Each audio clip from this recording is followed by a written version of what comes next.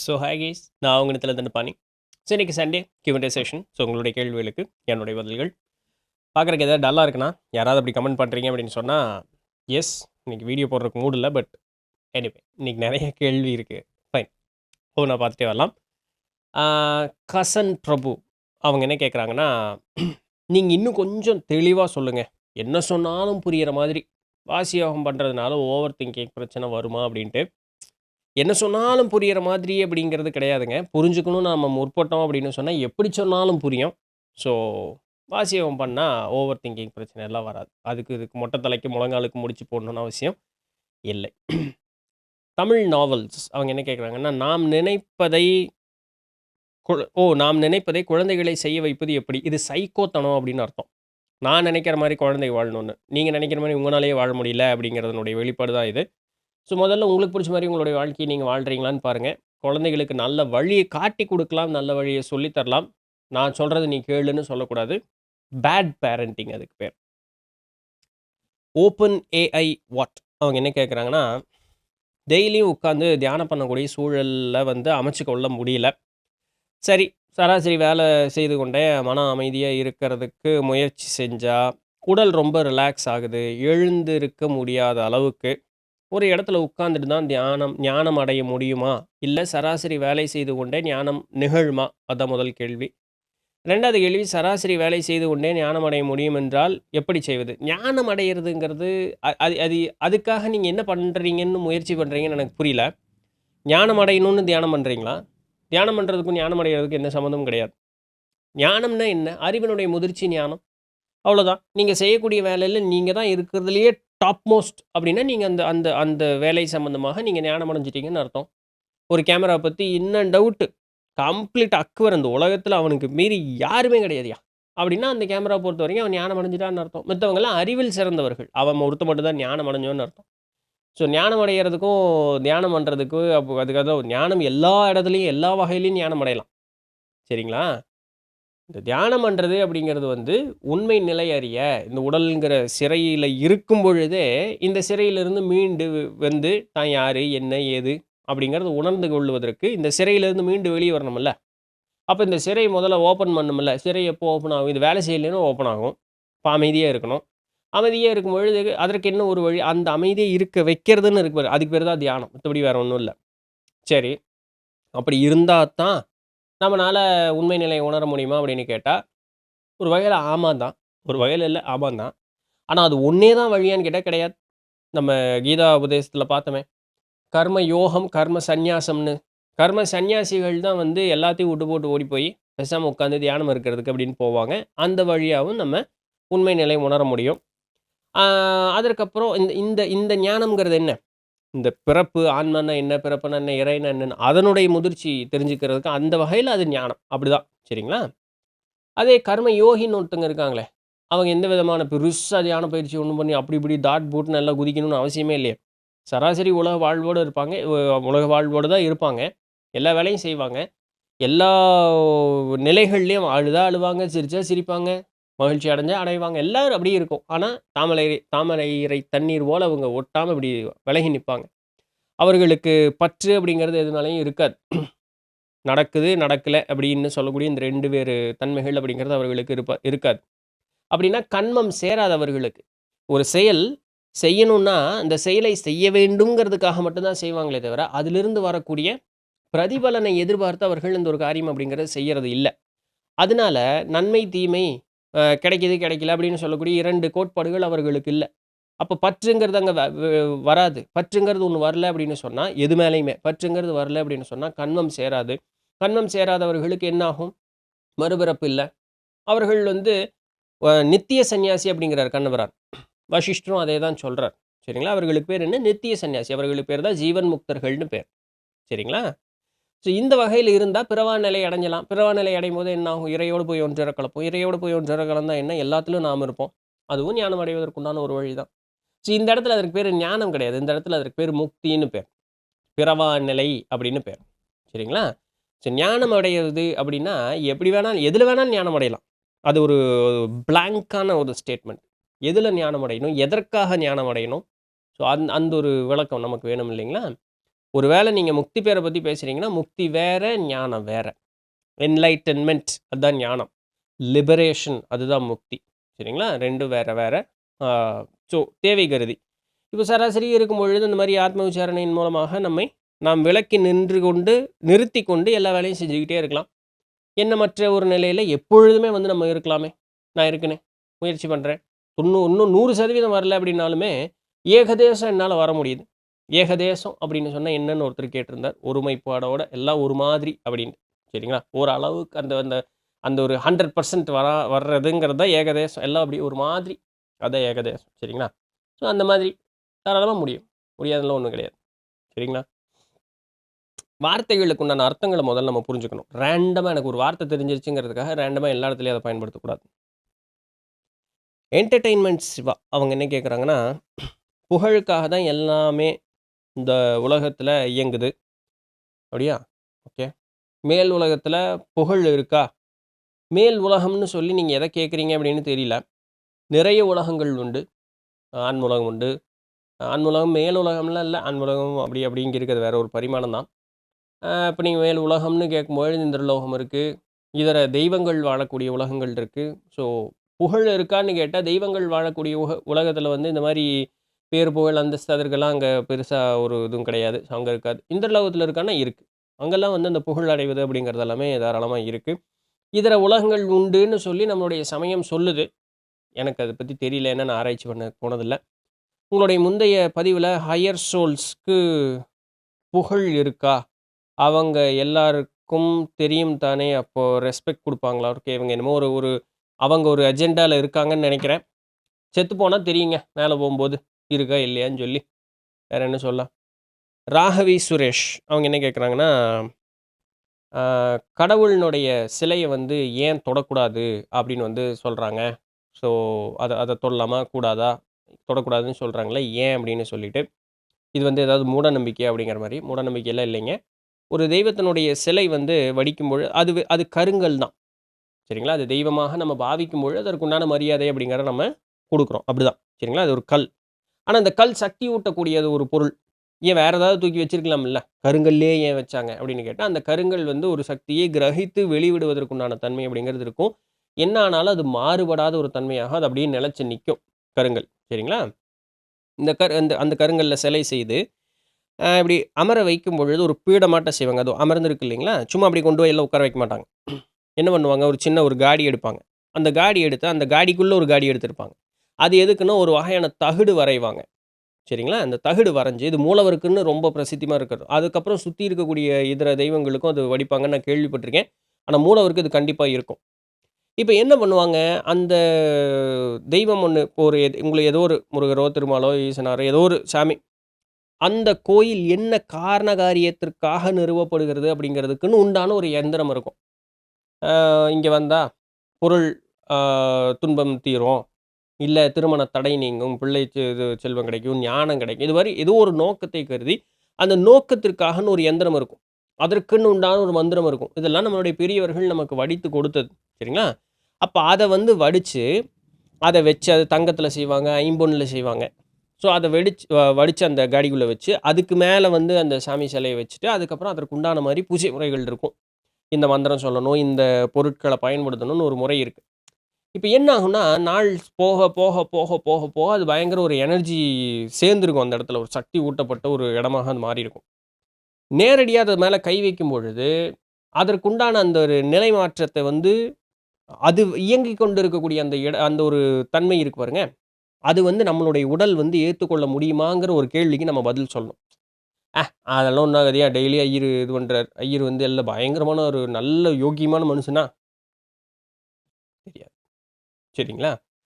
அந்த அந்த காலத்தில இது நிறுவப்பட்டு கொடுக்கும் பொழுது, அந்த பொறுப்பை பொறுப்பு யாருகிட்ட குடுத்தாங்களோ, அவங்க அப்படி இருந்தாங்க. இன்னைக்கு பண்டைய காலத்தில எல்லாம் அப்படியே ஸ்டார்ட்டிங் ஸ்டேஜ்ல இருந்த மாரி தானா இன்னைக்கு இருக்கு? இல்ல. இல்லைங்களா?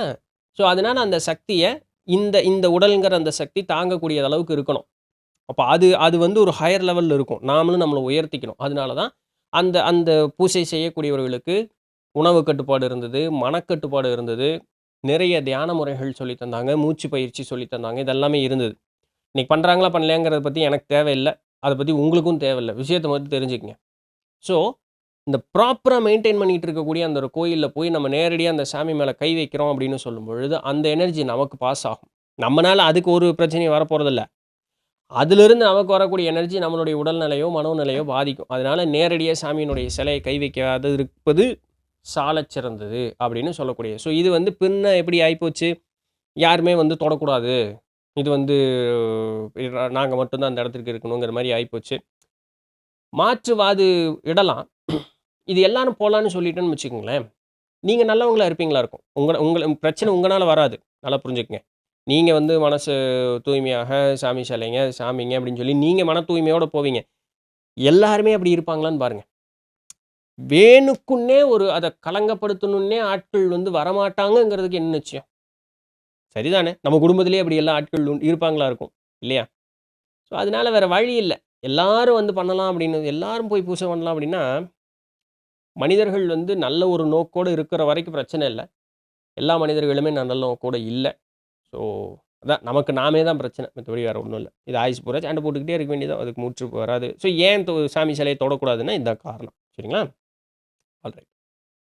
கிஷோர் அவங்க என்ன கேட்குறாங்கன்னா, புருவமத்தியல் புருவமத்தியில் அ எதுவும் வலி இல்ல. ஆனால் அ ஒரு உறுத்துவது போல் இருந்தால் நல்லதா? அப்படின்ட்டு கீழ இன்னொருத்தர் சேம் டவுட். நெறைய பேர் இத கேட்கறது உண்டுங்க. எனக்கு புருவமத்தி வலிக்குது. புருவமத்தில குறுகுறுன்னு இருக்கு. ஆ அந்த மாதிரி எல்லாமே. குறுகுறு சென்சேஷன் இஸ் ஓகே. நான் போன Q&Aலயே அத சொல்லியிருந்தேன். ஒரு மாரி குறுகுறுன்னு இருக்கு. நீங்க இந்த உடல்ல எந்த அவயத்த வந்து அது மேல அப்படியே ஃபோக்கஸ் பண்ணீங்க அப்படின்னு சொன்னா, அது அது வந்து இயங்குவது அப்படிங்கிறது உங்களுக்கு தெரியும்.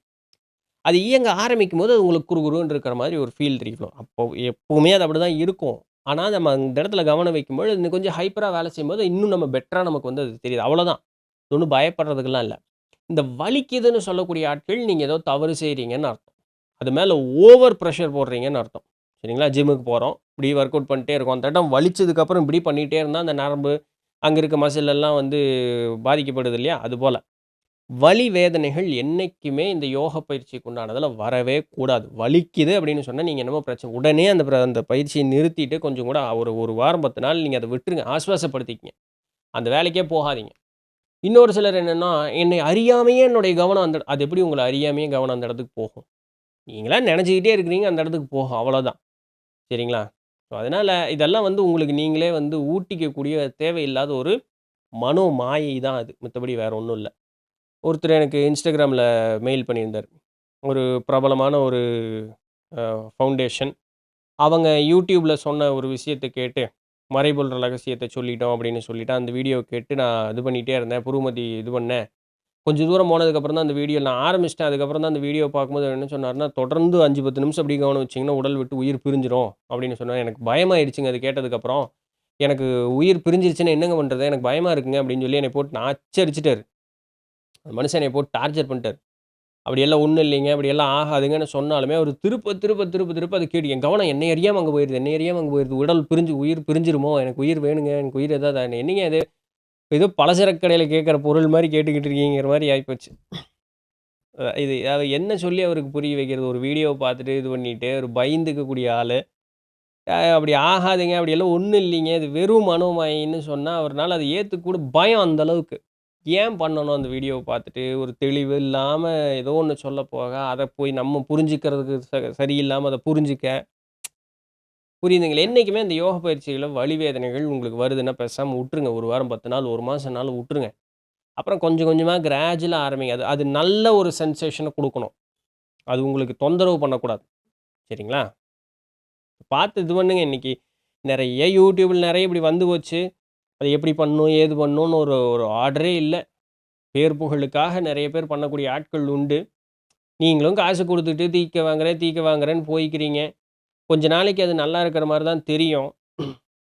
நல்லா இருந்துருச்சுன்னா சந்தோஷம். எனக்கு அந்த அனுபவம் இருக்கு, இந்த அனுபவம் வருது அப்படின்னு சொல்லிலாம் சொல்றீங்க. பட் அது வெறும் மனமாயின்னு சொன்னா நெறைய பேர் புரிஞ்சுக்கிறது இல்ல. ஏன்னா உங்களுக்கு அதுதான் எனக்கு அது வேணும். எனக்கு கிடைச்சிருச்சு அப்படிங்கிற மாரி. What to do? What to say? சரி பரவால்ல. அவரவருடைய கர்ம வினை.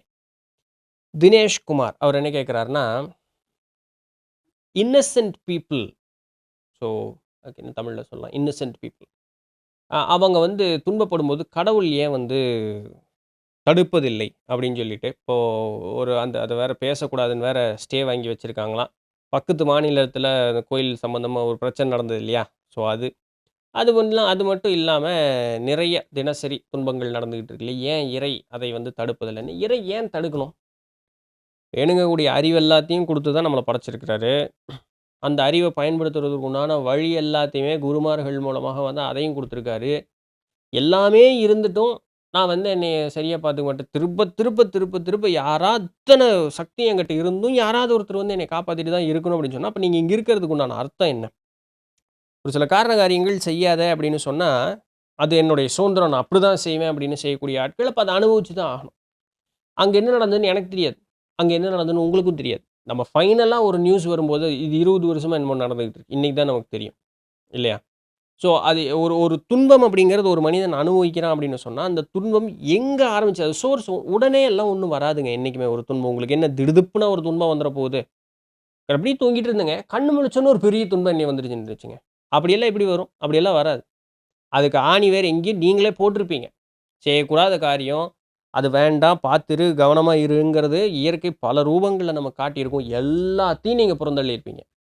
அத்தனையும் புறந்தள்ளியும் போட்டு, வேற வழி இல்லைங்க. நான் என்ன பண்றது? அப்போ அதுக்கு அதுக்கு அந்த துன்பம் தான் அதனுடைய எண்ட் ரிசல்ட்ன்னு அத அனுபவிச்சு தான ஆகணும். இது போல இருக்கக்கூடிய துன்பங்கள்லிருந்து தப்பித்துச் செல்பவர்களும் உண்டு இல்லையா? அவன் மட்டும் எப்படி தப்பிச்சான்? இறைங்கிறது எல்லா விஷயத்தையும் காட்டி அங்க பண்ணாத, இத பண்ணு, இத பண்ணாதங்கிறதுக்கு உண்டான எல்லாத்தையும் சொல்லிட்டே இருக்கும். நாம நம்ம அகம்பாவம் கொண்டு எல்லாத்தையும் தொடர்ந்து செஞ்சுட்டே அதான் சொல்றேனே.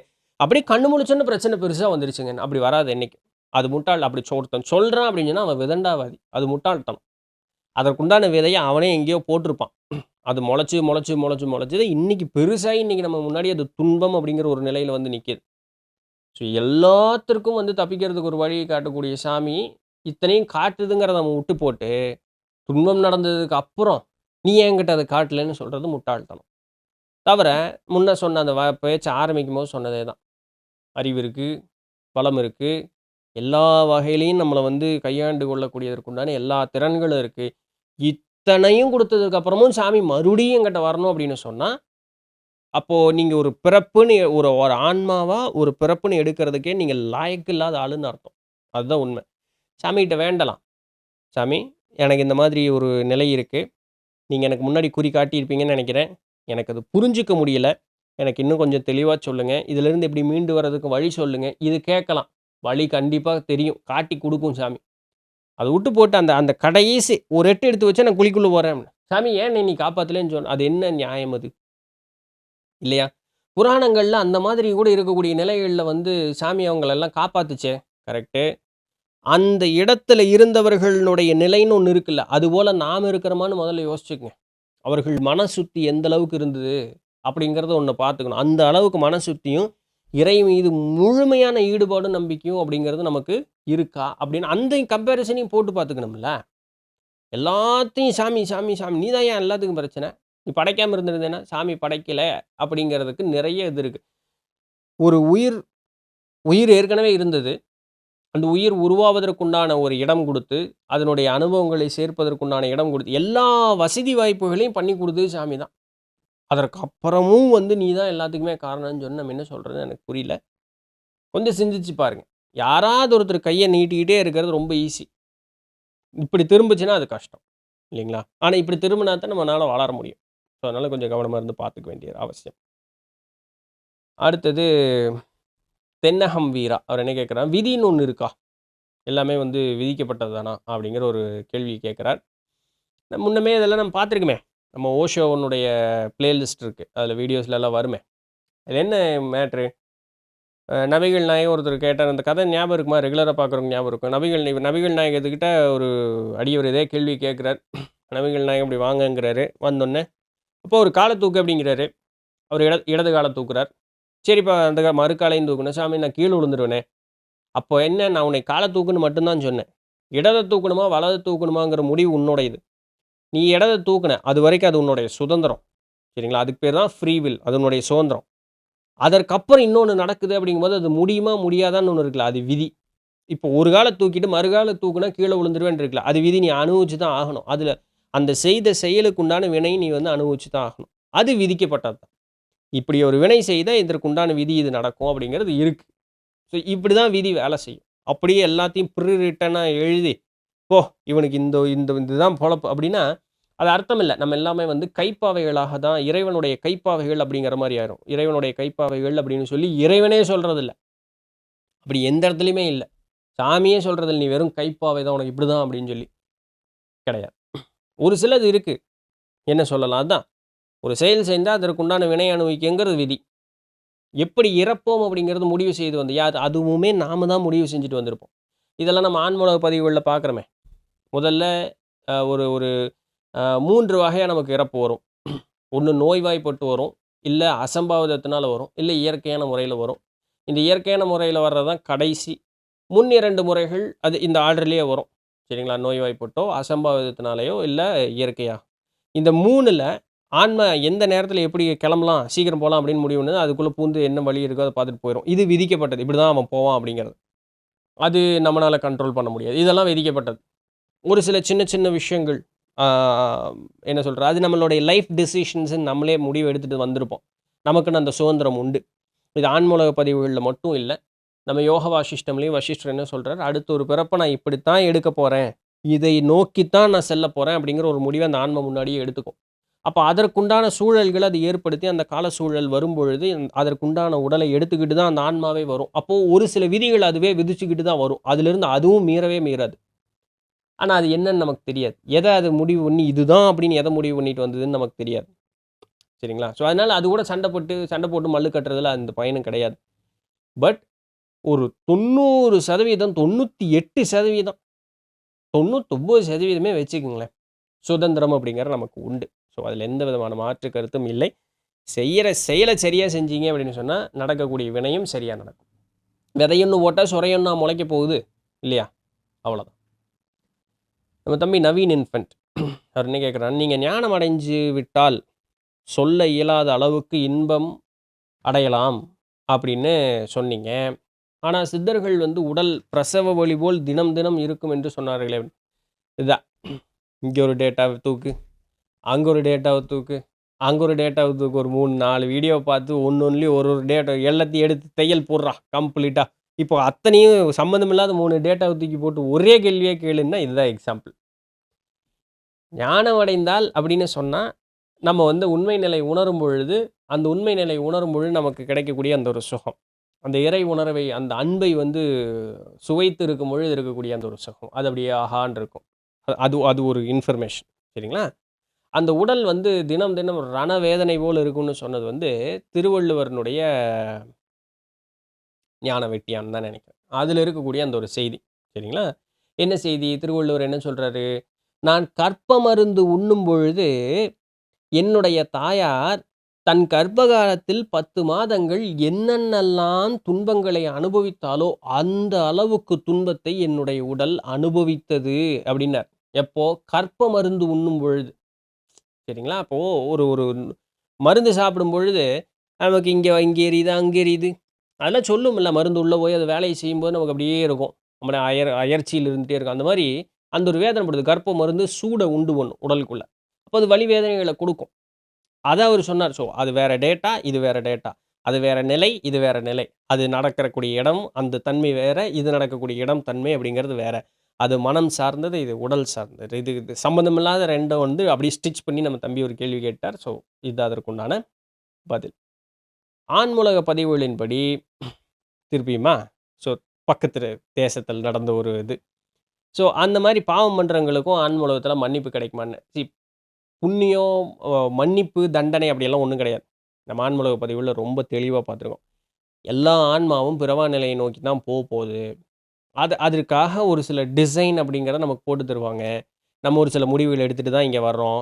வந்ததுக்கப்புறம் அந்த முடிவுகளுக்கு மீறி இந்த உலக ஆசையினால தவறுகள நிறைய செய்யறோம். அப்போ திருப்பியும் இந்த மேல போம்பொழுது இந்த தவறெல்லாம் செஞ்சிய, அப்படி செய்யக்கூடாது அப்படின்னு சொல்லி, அது எப்படி அவர்களுக்கு பாடம் சொல்லி தரணுமோ, அதற்கு ஏற்றார் போல அந்த பிறப்புகள உண்டு பண்ணி மறுபடியும் கீழ அனுப்புவாங்க. அங்க அந்த உண்டு பண்ணி இங்க கீழ வரும்பொழுது அனுபவிக்கக்கூடிய விஷயங்கள தான் நம்ம இன்பம், துன்பம்ங்கிற பேர் வச்சு சொல்றோம்.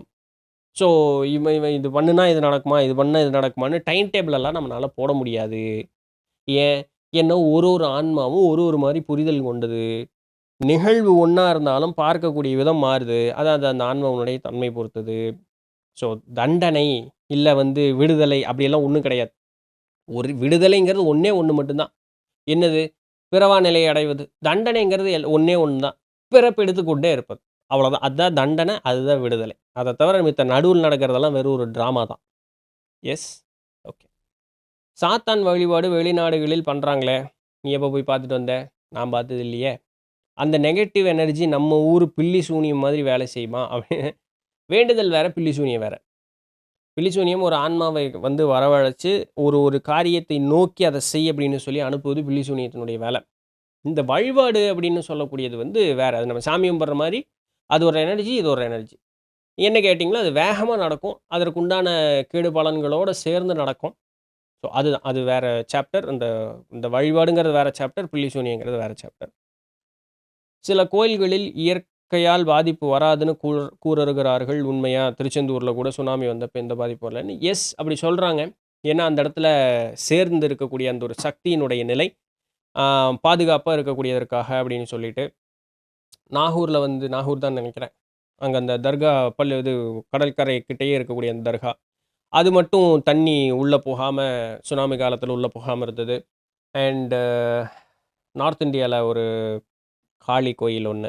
அந்த காளி கோயில் கரெக்ட்டா தண்ணி இப்படி வரும்பொழுது, ஒரு பெரிய பாறை வந்து அந்த கோயில்கிட்ட இப்படி நின்றுச்சு. தண்ணி இப்படி வந்து பட்டு இப்படி தண்ணி இப்படி பிரிஞ்சு போயிடுச்சு. சுனாமி இல்ல, மேல இருந்த அந்த ஒரு கிளேஷியர்ன்னு சொல்லுவாங்கல்ல, அந்த ஐஸ் தண்ணி இப்படி வரும்பொழுது அந்த மாரி ஒரு நிகழ்வு. ஸோ ஒரு சில கோயில்களுக்கு அந்த ஒரு நிலை இருக்கு. ஆ சதுரகிரி மலை வந்து எந்த காலத்திலும் மாறாம, மாசுபடாம இருக்கும் அப்படின்னு ஒண்ணு சொல்லுவாங்க. அப்ப நம்மால் கேட்கலாம். என்னங்க சொல்றீங்க? இப்ப போற இடமெல்லாம் மாறி போச்சே. நீங்க போறது தான் சதுரகிரின்னு நீங்க நெனச்சுக்கிட்டு இருக்கீங்க. அதுக்காக அது உண்மையாயிருமா? சித்த பெருமக்கள் ஏதாச்சும் சொன்னாங்கன்னு நமக்கு எது தெரியும்? யா ரோஹிணி ஆர். அவங்க என்ன கேட்குறாங்கன்னா, பிறருக்கு வந்து சாப்பாடு குடுத்தா புண்ணியம் அப்படின்னு சொல்றாங்கல்ல. அப்போ வெயிட்டர் தினமும் உணவு பரிமாறுறாங்கல்ல. அவர்களுக்கு புண்ணியம் சேருமா? அப்படின்னு வந்து கேட்குறாங்க. சேருங்க. புண்ணியம் சேருங்க.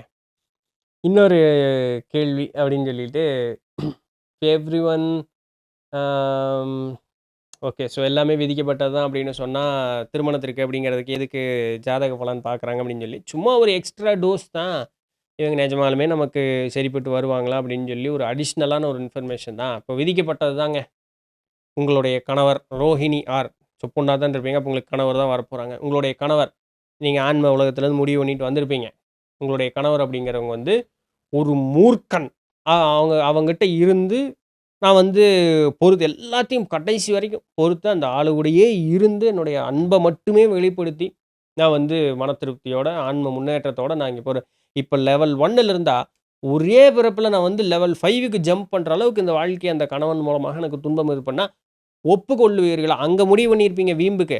இங்க வந்ததுக்கப்புறம், இந்த உலகம் வந்து நமக்கு என்ன சுதந்திரம், ஃப்ரீ வில் அப்படிங்கிறது அதிகமா இருக்கு. அப்போ அந்த அளவுக்கு நீ ஏதோ அவசரத்துல வந்துட்ட. சரி, இன்னும் வேற ஏதாவது பெட்டரான ஒரு வழி இருக்கான்னு பார்ப்போம். அதுக்கு எல்லாத்துக்கும் உதவும் இந்த சோதிடம் அப்படின்னு சொல்லக்கூடியது. வேணும்னா பாருங்க. வேண்டாட்டி என்ன விதிக்கப்பட்டதோ அது நடக்கிறது நடக்கட்டும். நடப்பது நாராயணன் செயல் அப்படின்னு சொல்லிட்டு போயிட்டே இருக்கலாம். அது அவரவருடைய மனப்பக்குவத்த பொறுத்ததுங்க.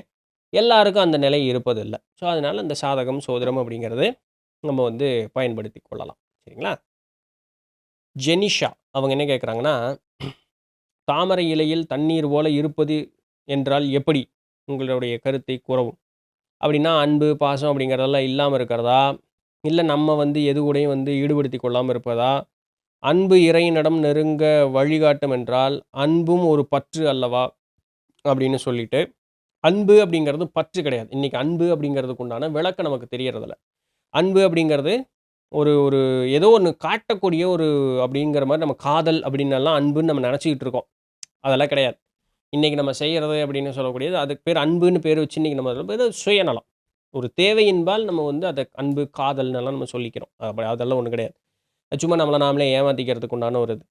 அவ்வளோ அன்பு பொருந்தி தான் வந்து இன்னைக்கு இந்த உலகம் நடக்குது அப்படின்னு சொன்னா, தன்னுடைய தேவை நடக்கும் பொழுது காட்டக்கூடிய அந்த ஒரு அன்பு, காதல் அப்படிங்கிறது தேவை நடக்கல அப்படின்னு சொல்லும் பொழுது, மாறா நடக்கக்கூடாது. இல்லைங்களா? பட் அப்படிதான் இருக்கு. அதனால தான் அதுக்கு அந்த அந்த அன்பு, பாசம், பரிவு அதெல்லாம் வந்து சும்மா அதுவும் மனித அளவுல இருக்கக்கூடியது எல்லாமே அது வெறும் வெறும் ஒரு நாடகம் தான் அது. அப்படின்லாம் ஒண்ணும் கிடையாது. வெறும் சுயநலத்திற்கு தன் தேவைக்காக இப்படி ஒண்ண பயன்படுத்திக்கிறதுக்காக சொல்லக்கூடியது தான். அந்த தன் தேவை அப்படிங்கிறது நிறைவேறலைன்னா, அதே ஆள் இவ்வளவுத்தையும் பேசினாலே வந்து மாறா நடக்க ஆரம்பிப்பாங்க. சரிங்களா? இறைவனுடைய அன்புங்கிறது என்னன்னா, அது எந்த விதமான பிரதிபலனையும் எதிர்பார்க்காம இருக்கக்கூடியது. நீங்க எத்தன தடவ சாமிய திட்டியிருப்பீங்க, இல்லையா? எத்தன தடவ சாமிய திட்டியிருப்பீங்க. என்னென்னலாம் பேச்சு பேசியிருப்பீங்க. செய்யக்கூடாது அப்படிங்கிறது எல்லாத்தையுமே எத்தன காரியங்கள் செஞ்சிருப்பீங்க. இருந்தாலும் இந்த மண்ணுல கால ஊனி நீங்க நின்னுகிட்டு, நல்லது ஒரு வாழ்க்கை வந்து நோக்கி ஓடிக்கிட்டு, இந்த வாழ்க்கை முடிந்தாலும் மறுபடியும் இன்னொரு வாய்ப்பையும் குடுக்குதே. இத்தனையும் குடுத்து, காத்து இத்தன நாள் உங்கள வந்து நல்லபடியா முன்ன எத்தன பிறப்பு எடுத்தோமோ, இனி எத்தன பிறப்பு எடுக்க போறோமோ, இது அத்தன நிலைகள்லயுமே இறை அப்படிங்கிறது வந்து நம்ம கூட இருந்துகிட்டே இருக்கும். நம்மள நல்லபடியா பார்த்துக்கிட்டு, நம்மள நல்லபடியா வழி நடத்திட்டு போயிட்டே இருக்கும். இதெல்லாம் பண்ணக்கூடிய சாமி உங்கள்ட்ட என்ன கேட்குது? "ஏய்! இத்தன பண்ணுனே, எனக்கு என்னடா பண்ண?" அப்படின்னு என்னைக்காவது ஒரு நாள் சாமி கேட்டிருக்குதா? கேட்காது. அதுதான் அன்பு. அது அது அந்த அந்த ஆன்மா நல்லதொரு நிலை எய்த வேண்டும் அப்படின்னு சொல்லி, அதற்கு அந்த அந்த ஒரு காரண காரியத்திற்காக அது உழைச்சுக்கிட்டே இருக்கு. எந்த விதமான பிரதிபலனும் எதிர்பாராம. அதுதான் அன்பு. ஸோ அத கொண்டு வந்து இங்க பொருத்தக்கூடாது. அப்படி ஒரு அன்பு வேணும்னு நெனைக்கிறதும் வந்து பற்று தானே அப்படின்னு கேட்டா, ஆமா. உண்மையாலுமே ஞானம் அடையக்கூடிய அந்த ஒரு நிலை, அதாவது முக்தி பேறு, பிறவா நிலை அப்படின்னு சொல்லக்கூடிய அடையக்கூடிய இடத்துல, நான் பிறவா நிலை அடைய வேண்டும்ங்கிற அந்த எண்ணத்தையும் கூட அவங்க விட்டுருவாங்க. அவங்க சும்மா இருப்பாங்க. அப்படியே இருப்பாங்க. அவ்வளோதான். அவர்களே உண்மையில் பிறவா நிலை அடையக்கூடியவர்கள். சரிங்களா? So yeah! அந்த அன்பு வேற, இந்த அன்பு வேற. தாமரை இலை தண்ணீர் போல அப்படின்னா, பந்தபாசம் அற்றுன்னு கிடையாது. பந்தபாசம்ங்கிறது சுயநலம். இப்ப முன்னாடி சொன்ன மாரி. அது வெறும் சுயநலம். அது வெறும் மனித எண்ணங்கள்னால, சுயநலத்தினால் ஏற்படக்கூடிய மனோமாறுதல்கள். அத நல்லா புரிஞ்சதுனால, இவங்க வந்து இவங்களுடைய செயல்பாடு என்னமோ அத மட்டும் செஞ்சுக்கிட்டே இருப்பாங்க. அதற்கு மாறா நடந்தாலும் சரி, விருப்பப்பட்டு நடந்தாலும் சரி, அது இவர்களை மனதளவில எந்த விதமான பாதிப்பையும் ஏற்படுத்தாது. அவ்வளோதான். இவர்கள்னால பிறருக்கும் எந்த விதமான ஒரு பாதிப்பும் ஏற்படாது. அவங்க பாட்டுக்கு அப்படியே இருப்பாங்க. அவ்வளோ மட்டும் தான். சரிங்களா? So yeah! இதான் இன்னைக்கு உண்டான கேள்விகளும், அதற்குண்டான பதில்களும் புடிச்சிருந்திருக்கும், இன்ஃபர்மேட்டிவா இருந்திருக்கும்னு நம்புறேன். நாளைக்கு வேற ஏதாவது ஒரு சுவாரஸ்யமான செய்தியில சந்திப்போம். அதுவரையும் தொடர்ந்து இணைந்திருங்கள். நான் உங்க இடத்துல நன்றி.